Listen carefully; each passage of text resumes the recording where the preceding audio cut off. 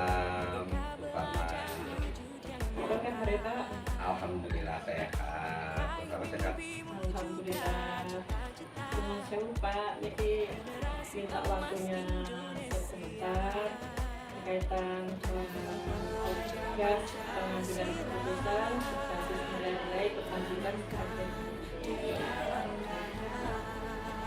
Jadi selama Bapak menjadi kepala sekolah di SMP Negeri 2 Milik ini yang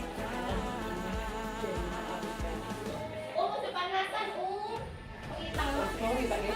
Iya. Jadi selama Bapak menjadi kepala sekolah di sini, apakah Bapak pernah menemui hal-hal yang termasuk jaringan etika? Iya. Masuk Bu Fatma, pertanyaannya terkait dengan matematika pasti sulit jumpai. Hanya kadang-kadang kawan itu ada salah menyampaikan itu bisa diselesaikan, tapi beliau terlalu sulit. Beberapa kasus ada yang harus lama sampai selesainya, ada yang cepat selesai tergantung kasusnya. Tapi selama ini banyak saya temukan kasus itu. Kalau boleh saya tahu contoh kasusnya seperti apa ya? Jadi contoh kasus yang sering kami temukan yang belum lama. Yang pertama pada saat tahun kemarin itu ada kegiatan sakit wisata ya, di Bandung misalkan seperti itu. Setelah kita adakan angket, banyak anak-anak yang sebenarnya ingin itu, tetapi tidak punya anak itu ya tidak kita berangkatkan karena mereka nggak bisa membuat apa namanya panitia untuk mendata karena nggak ada anggaran. Nah, kemudian karena kita juga ada rasa kasihan anak ingin ikut nanti karena ekonomi orang tua tidak memungkinkan, akhirnya kita subsidi silang sehingga dari sana ada sekitar 5 anak yang kita ada yang kita bebaskan full tanpa biaya sama sekali, ada yang membayar setengahnya, ada yang semampunya. Nah ini karena kami melihat bahwa anak-anak itu punya potensi yang bagus, tetapi hanya gara-gara ekonomi nggak ada, akhirnya mereka tidak bisa mengikuti. Nah dengan subsidi silang akhirnya mereka bisa ikut tanpa harus membayar ke yang lain. Dan teman-teman yang lain bisa memaklumi karena mereka tidak sama yang bantuan dari itu yang pertama. Yang kedua, ada juga kasus terkait dengan anak yang menurut aturan harusnya dan ini hampir setiap tahun ada ya, tidak lulus atau tidak naik kelas. Kalau kita bicara dengan KOSP sudah ditetapkan di awal tahun pelajaran dengan teman-teman di sekolah, ada ketentuan bagaimana anak itu naik kelas dan atau lulus dari satuan pendidikan. Di antaranya adalah terkait dengan kehadiran. Kadang ada anak yang di semester 1 itu kehadiran sudah melampaui batas misalkan 30 hari dalam setahun, ternyata dalam waktu 1 semester aja sudah sampai lebih dari 30. Tetapi anak itu tentu tidak masuk, punya alasan. Jadi bukan sudah tidak masuk. Contoh beberapa kasus yang terjadi adalah anak itu tidak masuk, itu ternyata ada masalah. Jadi pasti ada masalah. Jadi tidak mungkin anak dapat tetap atau tidak mungkin pasti ada masalah. Nah kita telisiki di situ ternyata masalah di anak dalam masalah keluarga. Sehingga anak nggak masuk itu bukan faktor yang pemalas, tapi ternyata di dalam keluarga. Sehingga semester 2 kita bisa membantu bagaimana anak itu semester 2 bisa full tanpa harus apa. Alhamdulillah sampai di semester 2 pada pembinaan anak itu bisa kita bimbing, kita bina, dan anak itu sudah menjadi anak yang seperti semula. Keluarga sudah bisa memaklumi akhirnya bisa lulus. Ya kalau menurut aturan anak itu sudah lulus tapi nggak naik. Jadi kalau misalkan mungkin nggak naik, kelas depan mungkin nggak lulus. Tapi karena ada pertimbangan terkait dengan masalah-masalah di keluarga, dia jadi korban dari keluarganya. Yang terbanyak adalah keluarga yang berhubung, sehingga anak-anak itu tidak terurus di rumah. Artinya mereka sekolahnya banyak alfa, tidak ada yang bisa menghadapi, artinya sekolah yang melakukan tidak. diantar seperti itu. Untuk selanjutnya bagaimana Bapak menjalankan pengambilan keputusan di sekolah, terutama untuk kasus-kasus tersebut yang menilai sama-sama benar. Ya, jadi kami biasanya itu sebelum memutuskan, kami akan mencari dulu apa penyebab masalahnya. Jadi setiap kasus berbeda-beda. Ada anak yang memang punya kasus itu mungkin dari yang bersangkutan, ada yang mungkin dari pihak lain. Nah, contoh tadi kayak tadi saya sampaikan, ada kasus anak tidak pernah masuk ke ini membuat kita selesaikan juga. Kemudian ada juga anak yang tidak masuk karena diri sendiri, itu pihak lain, anak malas dan sebagainya. Kalau itu kita tetap konsisten itu. Jadi anak-anak yang seperti itu harusnya kita harus mencari faktor-faktor penyebabnya di belakangnya. Kemudian kita mengambil keputusan dengan hati. Tidak harus semua dengan peraturan sekolah, tidak harus dengan regulasi yang saklek, makanya satu. Karena kita juga punya perasaan hati, ada intuisi yang harus kita imban, sehingga kita saat membuat itu adalah memang sebuah dilema. Kalau kita membuat begini berakibat seperti itu, kita tidak buat begini, berarti juga ada faktor yang lain. Kedua-duanya akan menjadi masalah semuanya. Ibaratnya pepatah mengatakan seperti buah si malakama, tidak dimakan emak meninggal, dimakan bapak yang meninggal. Jika kita pilih salah satu di antaranya, tetap kita pentingkan adalah dengan perasaan dulu, dengan hati, untuk kita putuskan.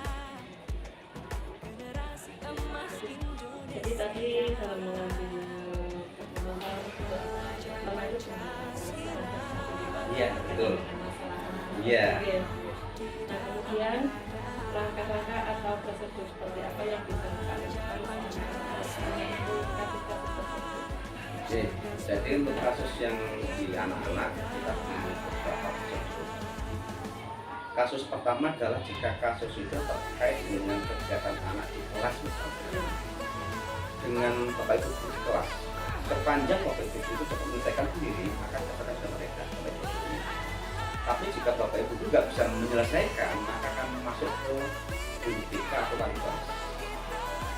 Kemudian nanti kalau itu gagal, BK maupun wali kelas tidak dapat mengatasi, maka prosedur berikutnya lalu masuk ke kesiswaan. Jadi kesiswaan itu akan membackup manakala dari wali kelas sudah angkat tangan. Kemudian wali kelas itu akan melakukan pembinaan. Jika dirasa memang mampu, maka masalah selesai. Maka jika wali kelas tidak mampu, jika sudah tidak mampu, maka dilempar ke kelas sekolah.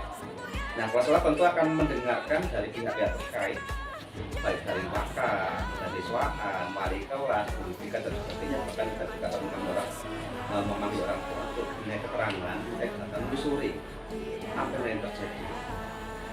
Kemudian dari sana kita akan bisa memutuskan apa yang harus kita putuskan. Yang jelas kita akan memutuskan sesuatu itu sesuai dengan prosedur yang ada, tanpa tanpa melihat si A-nya. Jadi kalau memang masalahnya begitu, apa yang kita lakukan? Dan di sini yang pentingnya adalah bagaimana keputusan saya itu bisa berdampak baik, bukan berdampak negatif dari positif. Itulah prosedurnya saya bilang seperti itu, sehingga kami tidak langsung waspada menanganikan, tapi sepanjang di bawahnya itu masih bisa menangani dengan baik, dengan tanpa masalah, maka kita tetap dengan mereka. Jadi intinya ini tadi pertama dari wali kelas dulu, kemudian ke BK, dan juga tadi yang terakhir itu bapak sendiri gitu. Iya, betul. Ya. Saya di gongnya terakhir, manakala di bawah itu sudah nggak ada lagi yang bisa mengatasi. Terusnya Pak, kemudian pada saat mengambil keputusan itu tantangan-tantangan yang itu terkait dengan isu dan Ya, setiap pengambil keputusan pasti ada tantangan, pasti ada setuju dan pasti ada tidak.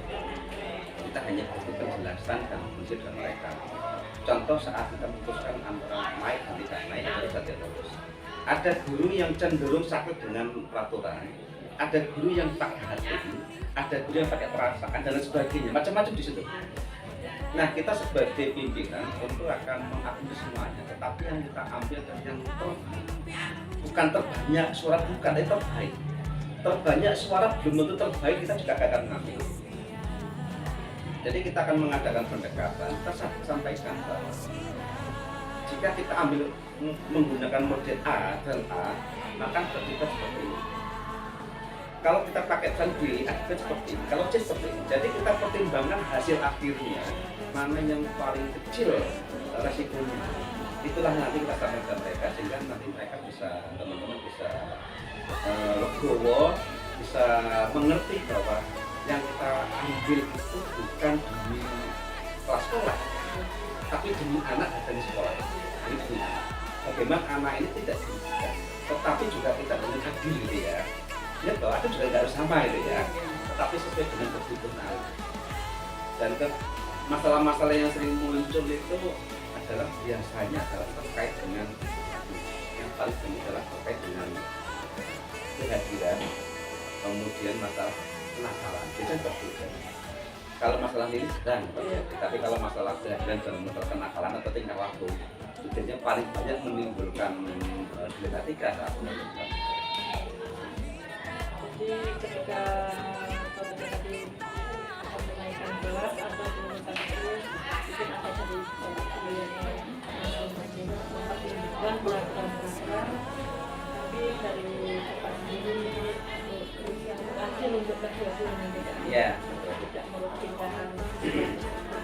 Ya, karena kalau kita melihat saklek dengan peraturan tanpa melihat latar belakang, maka ada anak jadi korban kedua kali. Sudah korban keluarga, juga korban ke sekolah. Tapi kalau dia di keluarga bukan korban, tapi karena dia misalkan tidak pernah masuk kamar pemalas sama ini, sehingga itu yang kita tidak toleransi. Itu bukan kesalahan orang lain, yang dia sendiri. Tapi kalau itu korban dari keluarganya, masalah yang di keluarga itu rumit juga, sehingga di sekolah juga akan menambah masalahnya dua. Kita akan memutuskan dengan cara apa?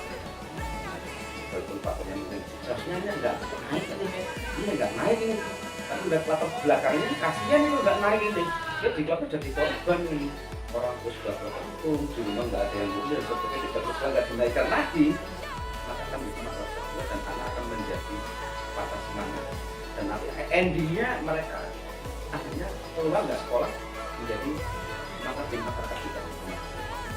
Jadi hanya ketika termasuk keadilan versus kasihan. Oh ya, jadi kalau kita melihat dari itu kita kadang melihat kita kekasihan. Kalau kita nggak melihat dikasihkan, kita pukul rata, kita merem gitu ya. Akhirnya nanti di belakang kita menyesal. Ternyata dulu ada anak yang kita putus tidak naik. Ternyata di keluarga seperti itu, kok kita tega gitu kan. Sehingga saat itu dimasukkan media sosial, kita akan menyesal. Akan banyak orang yang membela anak itu dan kita akan disalahkan oleh masyarakat itu. Kita nggak ingin seperti itu. Jadi kita ingin yang terbaik ini semua. Jadi menghindari sekecil apapun masalah psikologi. Setelah itu ada. Jadi resikonya paling kecil kita ambil. Maka kemudian untuk kasus-kasus yang di atas tadi, apakah bisa mengambil jadwalkan khusus untuk penanganan kasus-kasus tersebut atau waktunya juga sesuai dengan kebutuhan? Jadi kasus itu sedang kebutuhan. Jadi kalau memang itu tidak ada kasus yang memang kasusnya itu sudah terselesaikan di tingkat bawah, di tingkat bawah, ketika kita bisa mereka untuk menangani. Tapi mereka sudah bisa menangani secara baik tanpa harus secara baik. Sehingga yang kita lakukan adalah mana kelas dibutuhkan. Pak, ini butuh banget dari sekolah baru kita katakan. Artinya kita digital ini tidak terjadwal, sehingga mana kelas dibutuhkan baru kita lakukan. Jadi tidak terjadwal ya Pak? Tidak terjadwal. Tapi isi mental sesuai dengan kebutuhan ya. Saat itu.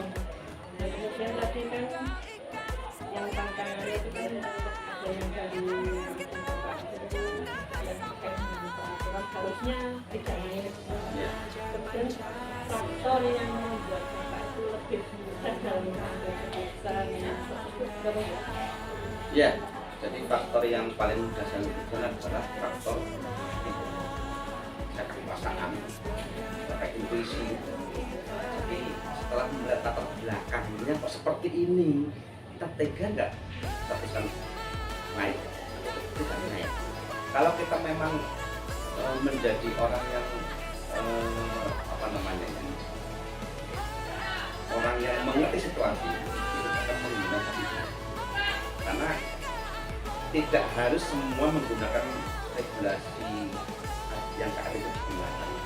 Karena kalau kita bicarakan kalau regulasi itu tidak digunakan, pasti banyak anak-anak yang akan menjadi tidak naik tanpa lihat status kami seperti apa. Itu yang membuat saya bisa cepat menetapkan karena kami pakai hati dan kita bisa komunikasikan dengan teman-teman. Ada teman-teman bisa menerima. Kita kasih pengertian bahwa ini seperti ini. Kita ambil regulasinya paling kecil yang mana. Coba bayangkan kalau satu kelas ada 5 anak yang nggak naik.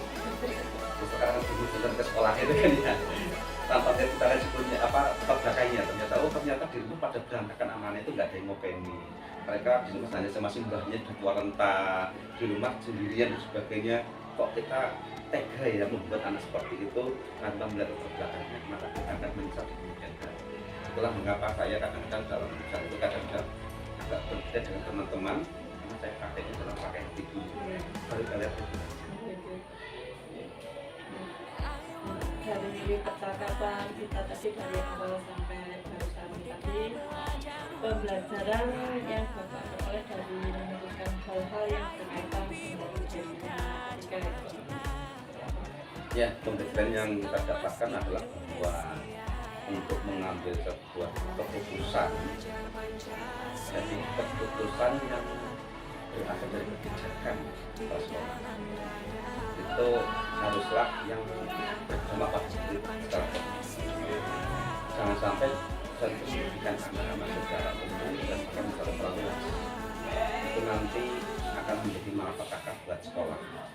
Karena di mana pendidikan berada, pendidikan tentu banyak yang terjadi di dalamnya, baik yang sifatnya itu pro maupun kontra dengan sesuatu tidak mungkin satu pesan itu semua akan terus semua nggak mungkin.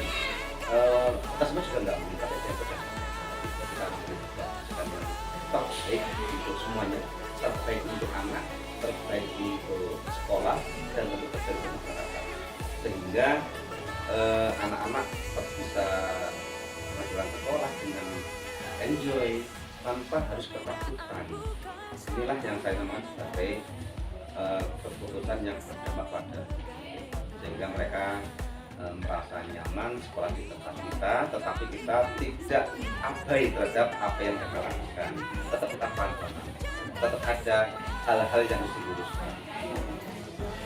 Berikutnya dari pembicaraan tadi itu, jadi kita dalam mengambil keputusan atau mempertimbangkan masalah-masalah itu tidak harus dengan peraturan yang pokok, tetapi dengan hati. Betul. Jadi hati itu saya utamakan. Belum melihat regulasi, hati harus kita utamakan. Artinya kita negatif thinking juga jangan sampai dari awal sudah negatif thinking gitu kan.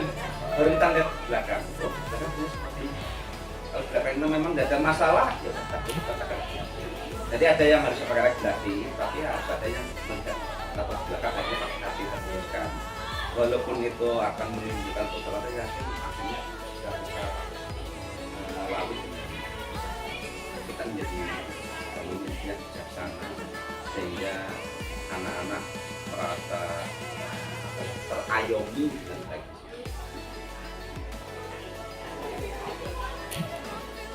Sementara hanya cukup yang bisa saya sampaikan bahwa terima kasih Bapak sudah meluangkan waktunya untuk menemani saya di sini. Sekali lagi mengucapkan terima kasih. Ya, sama-sama Bu Fatma, hanya itu dapat saya sampaikan. Jika ada hal yang kurang pas, mohon maaf. Sukses selalu Bu Fatma. Di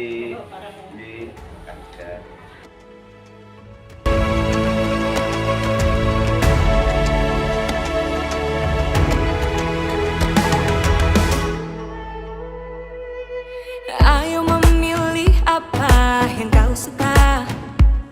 Merdeka belajar wujud yang nyata. Raih mimpimu juga cita-cita.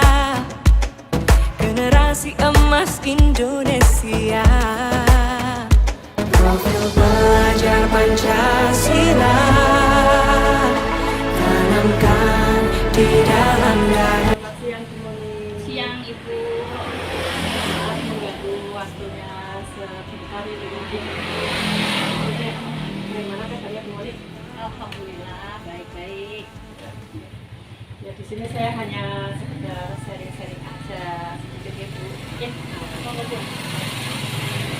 Mau jauh sebelumnya, jadi selama Bu Monik menjadi kepala sekolah di kelompok bermain Putra Dharma, apakah pernah menemui hal-hal yang termasuk di dalam Delima Etika?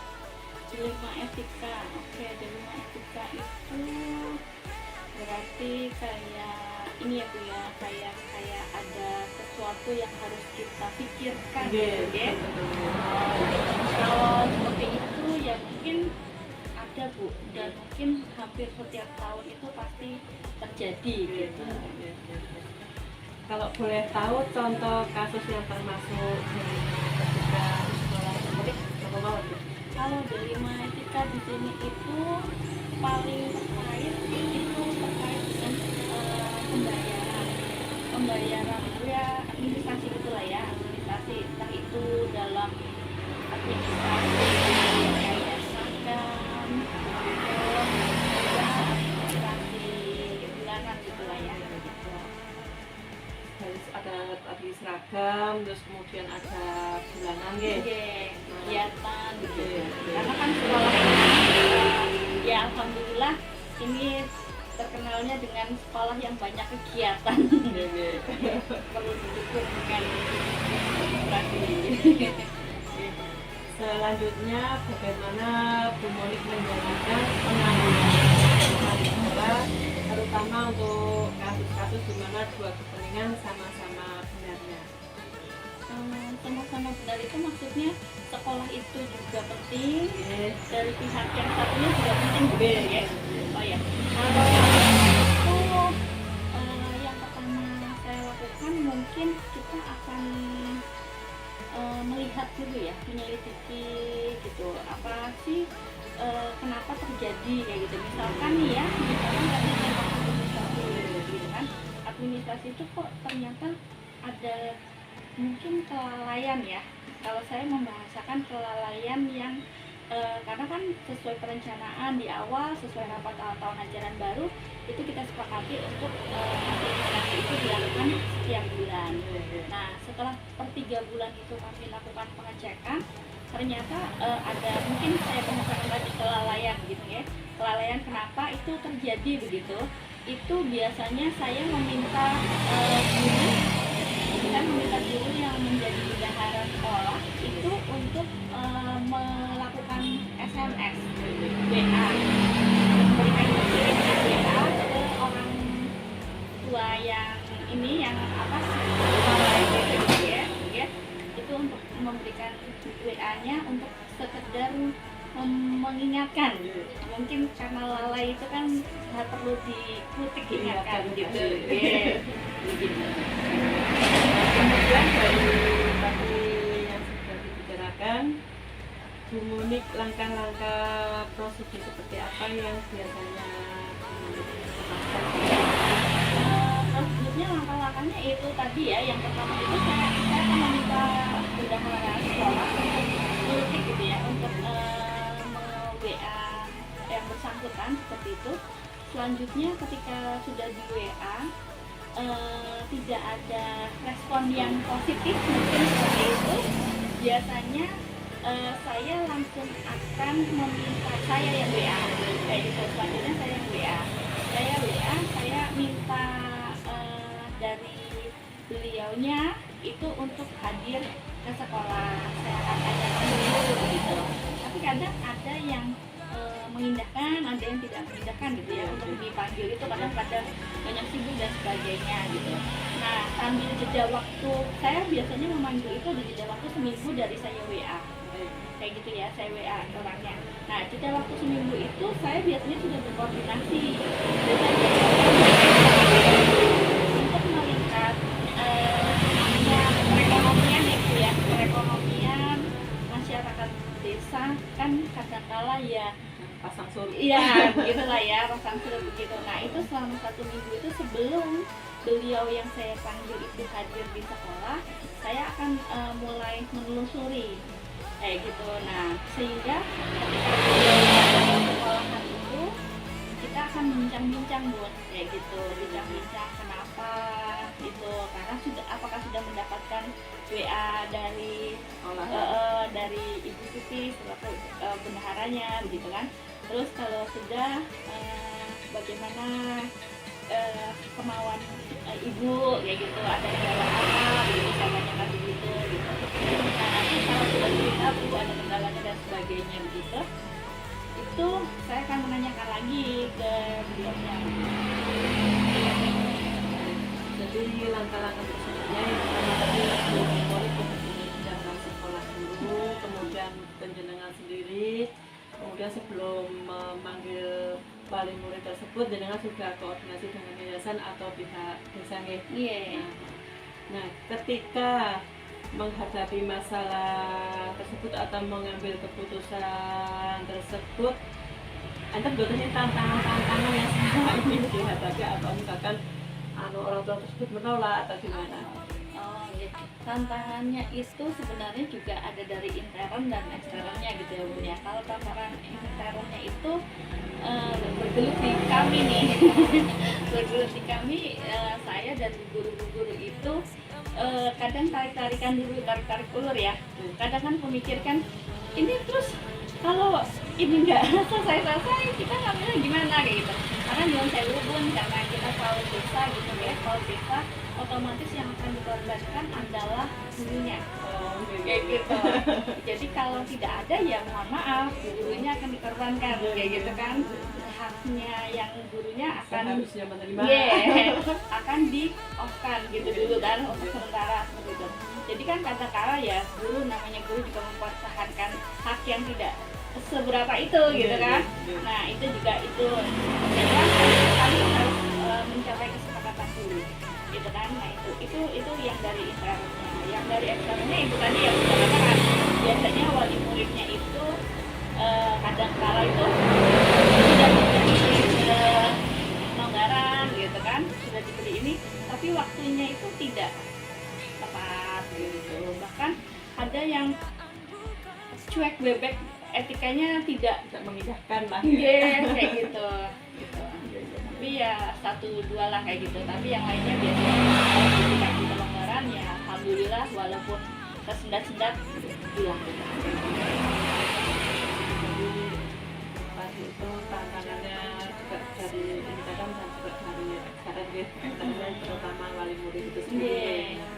Kemudian untuk mengatasi hal-hal tersebut itu apa tidaknya menentukan atau menjadwalkan waktu-waktu tertentu? Kalau menjadwalkan itu maksudnya untuk menyelesaikannya atau untuk mencari permasalahan? Menyelesaikan. Oh, menyelesaikan ya. Kalau untuk menyelesaikan biasanya saya tidak membuat jadwal, tetapi membuat kesepakatan dengan yang bersangkutan begitu. Nanti hasil kesepakatan dari yang bersangkutan itu saya akan sampaikan ke bendahara sekolah seperti itu. Nah, nanti bendahara sekolah itu mulai mengingatkan setiap bulan di jadwal yang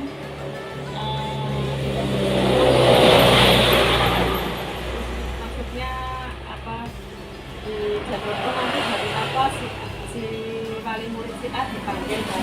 Atau tanggal berapa wali murid si A dipanggil? Oh tidak, kami tidak melakukan jadwal seperti itu. Jadi nanti kita misalkan kesepakatannya tanggal 15 gitu ya, setiap bulannya begitu. Nah, maka tanggal 15 itu bendahara sekolah akan me-WA Bunda berdasarkan kesepakatan ini sudah tanggalnya, maaf Bunda bisa menyelesaikan begitu untuk yang bulan ini gitu.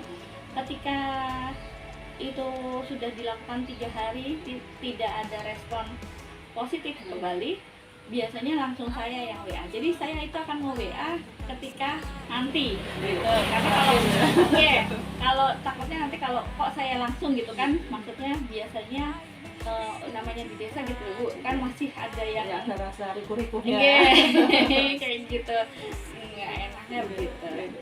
Jadi untuk jadwal yang dijadwalkan bisa memanggil orang tuanya si A si B itu tidak terjadwal nih Bu, hanya gental lah deh. Sesuai kesepakatan. Nah kemudian faktor yang termudah dengan dalam mengambil keputusan tersebut itu apa?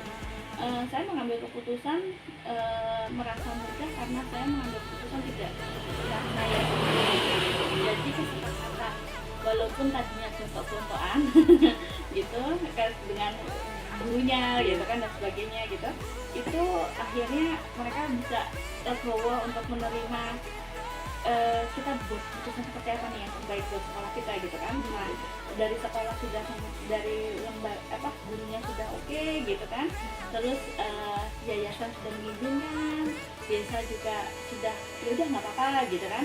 Nah dari ketiga unsur itu sudah oke, maka saya berani untuk memutuskan kayak gitu, karena pada prinsipnya kan yaitu kita sekolah desa milik desa gitu kan, jadi bagaimana kita tetap harus koordinasi dengan yayasan dan desa gitu.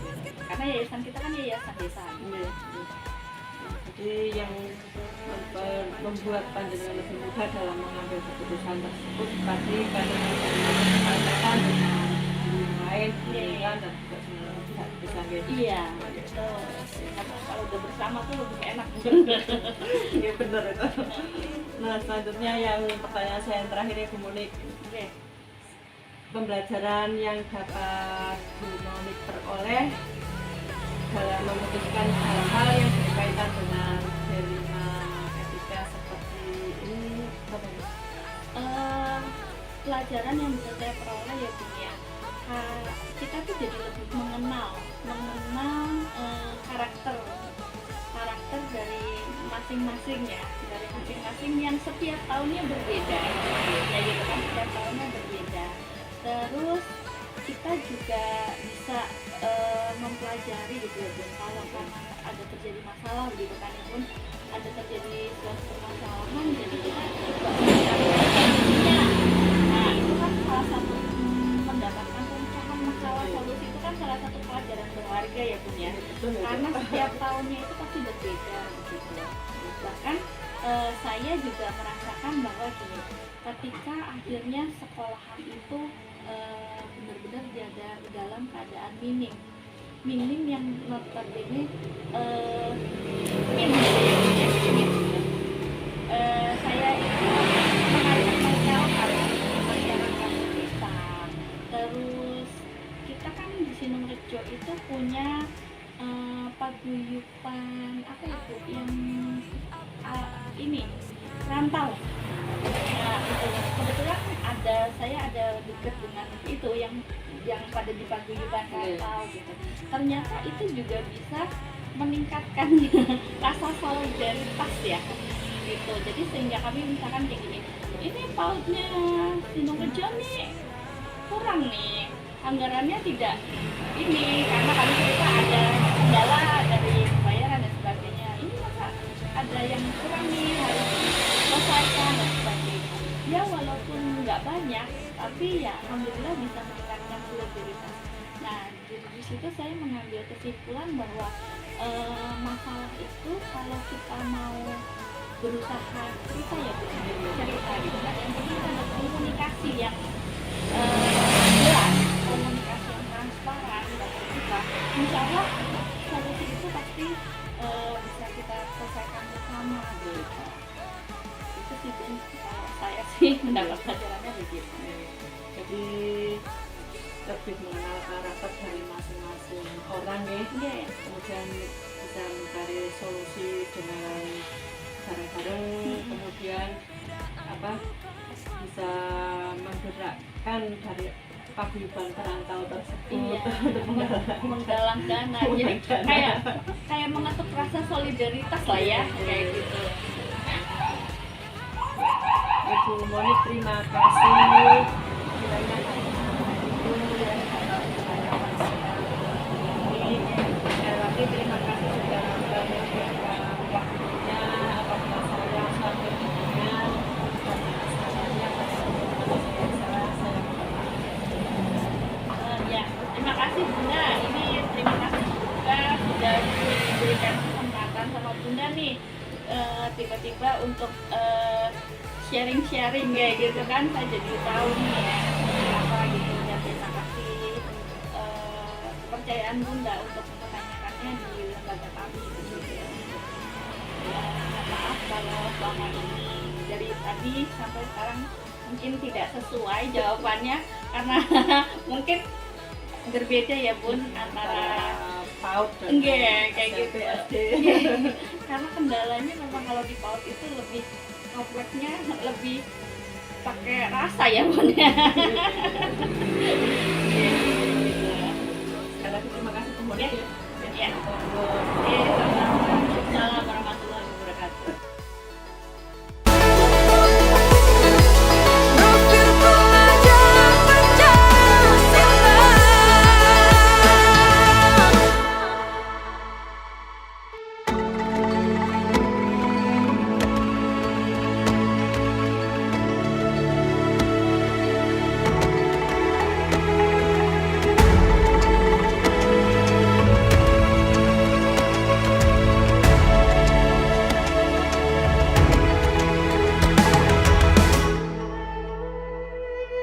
Ayo memilih apa yang kau suka. Merdeka belajar wujud yang nyata. Raih mimpimu juga cita-cita. Generasi emas Indonesia. Profil pelajar Pancasila. Tanamkan di dalam dada. Profil pelajar Pancasila.